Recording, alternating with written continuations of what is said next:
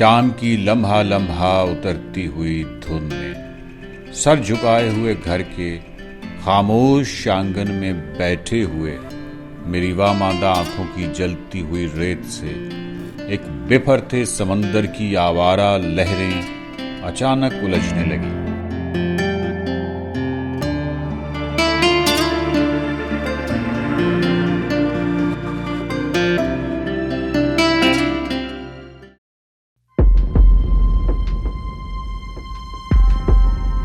1935 में एक सफरनामा शाया हुआ जिसका नाम था between oxes and river Indus, यानी दरिया आमू और दरिया सिंध के दरमियान। सफरनामा निगार थे आरसी शोमबर्ग, जिन्होंने उस वक्त तवील सफर इख्तियार करते हुए इन तमाम इलाकों को देखा।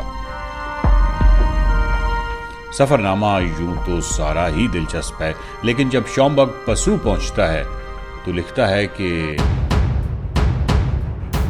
पसू में बटूरा ग्लेशियर को अबूर करना बेहद मुश्किल है, बेखसूस जब आपके पास घोड़े हों। इसका मतलब कि उस जमाने में बटूरा ग्लेशियर कहीं बहुत नीचे तक आया हुआ था। शोमबर्ग कहता है कि दो ग्लेशियर्स, फसू ग्लेशियर और बटूरा ग्लेशियर के दरमियान फसू गांव आबाद है। गांव बहुत अच्छा और खूबसूरत है, लेकिन कुछ ज्यादा खुशनसीब नहीं है। शुमाल की समत अच्छी खासी उम्दा जमीन सैलाब की नजर हो चुकी है। शिमशाल दरिया इनकी जमीन को बहाकर ले गया है। ये बड़ी दर्दनाक कैफियत है। पशु के वाकियों को बहुत नुकसान पहुंचा है, क्योंकि वो बहुत सनतकार और हुनरमंद लोग हैं और बागों की खूब निगहदाश्त करते हैं। इनके बागों में जो सेब पैदा होते हैं वो बहुत मशहूर हैं और वो गुलाबी रंग के हैं और वो बहुत खुशबूदार हैं। वाकियों की आदतें अच्छी हैं और खुशगवार जिंदगी गुजारते हैं। फसू बड़े अच्छे और शानदार माहौल में वाक़या है। कुदरत ने उसे बड़ी नवाजिशों से नवाजा है। यहाँ की सबसे दिलकश चोटी फसू कोन्स हैं, लेकिन फसू खुशनसीब नहीं है। इसकी जमीन को दरिया लेकर जा रहा है। तो ये थे आरसी शोमबर्ग, जिन्होंने 1933 में इस इलाके का सफर किया और 1935 में उनका ये सफरनामा शाया हुआ। आज के फसू को शोमबर्ग देखता तो यकीन न करता कि क्या हशर हो चुका है। शायद फसू उसकी बदनसीबी के म्यार से भी कहीं ज्यादा बदनसीब है।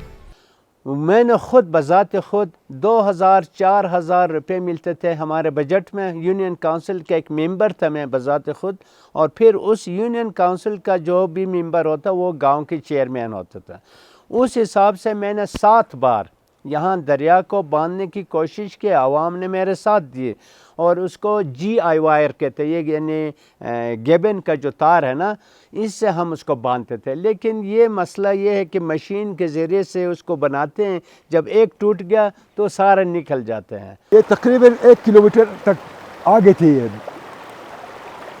तो दरिया ये गाँव दरियाबुर्द होते रहे। ख़ासकर 1960 के बाद बड़ी तेज़ी से दरियाबुर्द हुई। हर इक़साम सेब के अलग अलग बागात थे। इस तरह से खुबानी के भी वो सब दरियाबुर्द हो गए। ये सब कुछ मेरे सामने हुआ। पा जगह को कहते हैं, सू पानी को कहते हैं। तो ये पानी का जगह है, 4 अजदहार के मुंह में है हम। वो कौन सा फसू ग्लेशियर, बटूरा ग्लेशियर, खुंजराव और शमशाल। और सबसे ज़्यादा ख़तरनाक जो वो शमशाल है, चूँकि हेरोजन वो बिल्कुल पाइप की तरफ स्पीड से आता है। तो हम अपने आबा व अजदाद से, ख़ासकर अपने दादा मोहतरम से ये कहानी सुनते थे कि किस तरीके से उन्होंने अपने जो सेटलमेंट है वो शिफ्ट किया एक जगह पे, फिर वो कटाव के जद में आने के बाद उन्होंने फिर दोबारा दूसरे जगह पे शिफ्ट हुए। लेट 80s से हमेशा यहाँ पे लैंड एरोजन जो है वो पीक पे रहा है। 2019 में दरिया एक तारीखी असासा और पसू के सबसे पुराना होटल बटूरा इन को बहा कर ले गया। ये सब मेरे सामने हुआ और बदकिस्मती से मैंने पसू के बासियों की बेबसी को अपनी आंखों से देखा। घर में था क्या जो तेरा गम उसे गारत करता। ज़ीशान जुनैद, ये बटूरा इन है। बटूरा इन की जो तारीख है वो 40 साल से पुरानी है। آج یہ جو کھنڈر آپ دیکھ رہے ہیں نا، یہ سال کھنڈر بنا ہے، اور وہ جو آپ جھاڑی دیکھ رہے ہیں نا کافی دور تک، وہ جو میدان ہے، یہ سارا پسو کی زمینیں تھیں. شمشال فلڈ آیا، اس نے پہلے تباہی کی، اس کے بعد اب دریا جو ہے وہ مطلب پسو کے لیے اس وقت سب سے بڑا خطرہ بنا ہوا ہے. اور پسو جو دنیا کے خوبصورت ترین گاؤں میں اس کا شمار ہوتا ہے، آج وہی پسو شدید خطرے میں ہے.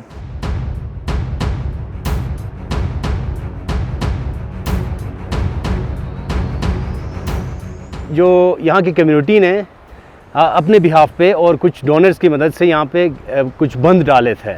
یہاں پہ گیبنز بنے ہوئے تھے، 6 سے 7 گیبن انہوں نے انیشلی یہاں سے اس دریا کے سے لے کر وہ کونے تک انہوں نے ڈالا تھا. وہ 6-7 سال تک ریزسٹنس دکھاتے رہے، لیکن اس کے بعد پھر وہ بھی دریا برد ہو گئے ایک طرح سے. اس کے بعد ایک اور پروجیکٹ آیا جاپان کے تعاون سے، انہوں نے یہ بالکل سامنے انہوں نے ذرا زگ زیگ سچویشن میں ڈالا تھا ان کو، تاکہ دریا کا رخ موڑا جا سکے پراپرلی، لیکن وہ دریا کے بالکل اپوزٹ میں لگ گیا. اس وجہ سے وہ فورسفلی اس پہ لگنے کی وجہ سے وہ اس کو بہا کے لے گئے نا. پراپر پلاننگ نہ ہونے کی وجہ سے نا یہ دریا بہت زیادہ ڈیمیج کرتا ہے، اور ایسے جو ریزسٹنس ہم دکھانے کی کوشش کر رہے ہوتے ہیں اس کے لیے وہ کارآمد ثابت نہیں ہوتی ہے. جس جگہ ہم بیٹھے ہیں اب اس وقت یہ باقیات بن گئی ہے، ماضی کی باقیات ہیں یہاں پہ. کسی زمانے میں یہاں لوگ بڑے خوشحال زندگی گزار رہے تھے اسی جگہ پہ. یہاں ہم کھیلتے تھے، ہمارے بچپن کی یادیں وابستہ ہیں. اب بھی آپ خود دیکھ رہے کہ بھائی صرف پرانے گھروں کی باقیات ہیں یہاں پہ. دریا اب کراکرم ہائی وے کے قریب ہے. یہ دیکھیے، دریا کا یہ سارا پارٹ اصل میں پسو کی زمین تھی جسے دریا بہا کر لے گیا ہے. یہ جو آپ سبزہ دیکھ رہے ہیں یہ ہر سال بہت تیز رفتاری سے دریا کی نظر ہو رہا ہے. پسو کو پاکستان کا ایک فیس سمجھتے ہیں ٹورزم کے لحاظ سے، لیکن بدقسمتی سے ہمارے جو سیاسی لوگ ہیں یا یہاں کے فوکل پرسنز ہیں، انہوں نے شاید اس ایشو کو اتنا ہائپ کریٹ نہیں کیا ہو، یا اس ایشو پہ اتنا کام نہیں کیا ہو، کیونکہ یہ گورنمنٹ کے نوٹس میں ہونے کے باوجود بھی گورنمنٹ آف پاکستان جو ہے وہ لینڈ اوریجن پہ اتنا کام نہیں کر رہا ہے. میں سمجھتا ہوں کہ اس وقت جو ہمارے خود کے یادداشت میں ہے کہ یہاں پہ بہت ایک بڑے باغ ہوا کرتا تھا، وہ بھی دریا کے اندر سبمرج ہوئے. کوئی حکومت، کوئی NGO، کوئی بین الاقوامی ادارہ سنجیدہ کوششیں کرتے نظر نہیں آتے. گو کے پسو کی محبت کا سب دم بھرتے ہیں. سب جانتے ہیں کہ پسو بہت خوبصورت ہے. مغرب کے سیاح تو اسے دنیا کا سب سے خوبصورت گاؤں مانتے ہیں، لیکن دنیا کے اس خوبصورت گاؤں کو بچانے کے لیے کوئی آگے نہیں بڑھ رہا. ہم مطالبہ کرتے حکومت وقت سے کہ آپ پلیز یہ جو پسو گاؤں ہے یہ اس وقت تینوں گلیشر کے زد میں ایک پراپر پلاننگ کی ضرورت ہے، اور ساتھ میں یہاں پہ بہت ہیوج پروجیکٹس کی ضرورت ہے، تاکہ یہاں پہ آپ فنڈنگ کرے اور یہاں پہ کمیونٹی بیسڈ انسٹیٹیوشنز جو ہے یا آرگنائزیشنز ہیں ان کو اسٹرینتھن کرے، اور ہمارے کمیونٹی ممبر خود کام کرنے کے لیے تیار ہیں. پسو کے رہائشی بہت جفا کش ہیں، محنتی ہیں. اپنے بس کی حد تک انہوں نے پوری کوشش کر کے دیکھ لی ہے، لیکن تمام کوششیں ناکام ثابت ہوئی. اب پسو کے رہائشی بھی فقط تماشائی ہیں. اپنے پسو کی زمین، مکانات، باغات سب کو اجڑتا دیکھ رہے ہیں، لیکن اپنے محدود وسائل کی وجہ سے کچھ نہیں کر سکتے. اگر اس کو چائنا جیسے فریم بنا کے یہاں بناتے تھے نا، اس میں کمپلیٹ کنکریٹ وال بنایا جائے اور پہاڑ کے دامن کے ساتھ ساتھ اگر اس کو ڈالے جائیں تو زمین بھی بچ جاتا ہے، اور ساتھ ساتھ میں وہ کنکریٹ میں وہ محفوظ ہوگا. یا تو پہاڑ کو اندر سے ٹنل بنا کے دوسرے سائڈ پہ نکالنے کا بھی 5 کلومیٹر کا اندر سے اس کا ڈسٹینس زیادہ نہیں ہے، لیکن 7 کلومیٹر کا جو ایریا ہے یہ بچتا ہے. پسو جس کو ہم پاکستان کا خوبصورت ترین چہرہ بنا کر پیش کرتے ہیں، وہ چہرہ دریا مسخ کر رہا ہے. وہ چہرہ دھندلا ہو رہا ہے. وہ چہرہ کسی دن غائب ہو سکتا ہے. کیا اپنے چہرے اور اس کی خوبصورتی پر کوئی سمجھوتا کرتا ہے؟ اس کا ایک سلوشن جو इमीडिएटली नज़र आ रहा है वो ये है कि वहाँ पे बिल्कुल कोने में वो वहाँ सामने रॉकी एरिया है इस साइड पे, उनको ब्लास्ट करके दरिया शिमशाल को एक रुख दिया जाए कि वो उस पहाड़ी हिस्से के सामने से गुजरे वहाँ पे। एक ये सोल्यूशन है। दूसरा ये कि यहाँ साइड पे जो है ना, क्योंकि नेचर बहुत पावरफुल होता है ना, इसके साथ लड़ना नहीं होता है, इसको इस पानी को के रुख को हल्का सा मोड़ना होता है। इसके लिए बेहतरीन सोल्यूशन यहाँ पे रॉक्स है, बहुत बड़े बड़े बोल्डर्स है, उनको क्रेनों के ज़रिए से या फिर किसी भी मशीनरी के ज़रिए से दरिया के किनारों पे लाया जा सकता है। उनको अगर दरिया के किनारे पे लाया जाए और वो रेजिस्टेंस देगा और उसकी स्पीड को कम करता जाएगा और यहाँ कटाव एटलीस्ट रुक जाएगा। और इसका बेहतरीन हल ये होगा कि वो भरता जाएगा, ये बजरी भरती जाती है और ये एक प्लेन शेप में आ सकती है। नेक्स्ट एक सोल्यूशन है वो हाई इन्वेस्टमेंट मांगता है। ये जो पहाड़ी है ये इसमें यहाँ से टनल बना के शिमशाल के दरिया को इस टनल के ज़रिए से या उसी साइड से मूव किया जा सकता है।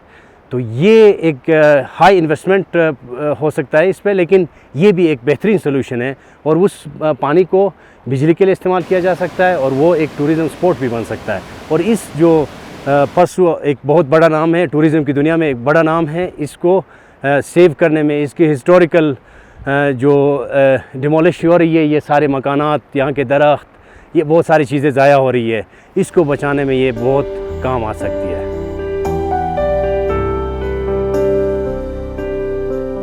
अगर हम इसे अपना चेहरा समझते हैं तो अपने इस हसीन चेहरे को बचाने के लिए आगे बढ़ना होगा। टेक्नोलॉजी इतनी तरक्की कर चुकी है कि एक से ज़्यादा हल काबिल अमल हैं। रिक्वेस्ट होगा NGO से हो या हुकूमत से हो कि वो इसके लिए कुछ प्रोजेक्ट लाए, ताकि ये जितना हमारे पास बचा है, कुछ कनाल ज़मीन अभी हमारे पास बचा है, तो ताकि हम इधर अपना फिर ज़िंदगी गुजार सकें।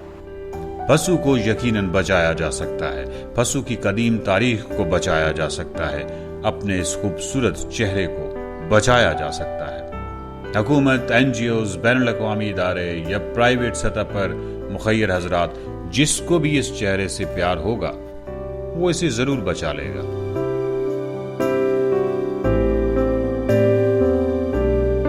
अरबी शेर है कि वो शायर जो एक वीरान खंडर पर खड़े होकर रोता आया है, इससे कह दो कि क्या हर्ज था अगर कभी वो बैठ भी जाता। संजीदा बात करने लगा हूँ। वो क्या था फैज साहब का मिसरा, कैसे एक चेहरे के ठहरे हुए मानूस नकूश देखते देखते यकलख्त बदल जाते हैं। वाह वाह वाह। तो पशु, बटूरा और गज़ल, इन सब को समझना होगा। हमें बचाना है, मुझे अपना इश्क बचाना है, हमें पशु की खूबसूरती बचानी है। ये सब हम कैसे बचाएंगे? जब हम फितरत के कवानीन का एहतराम करेंगे। आई अप्रिशिएट माई फ्रेंड, गज़ल के साथ पशु और बटूरा आ गया। Thank you.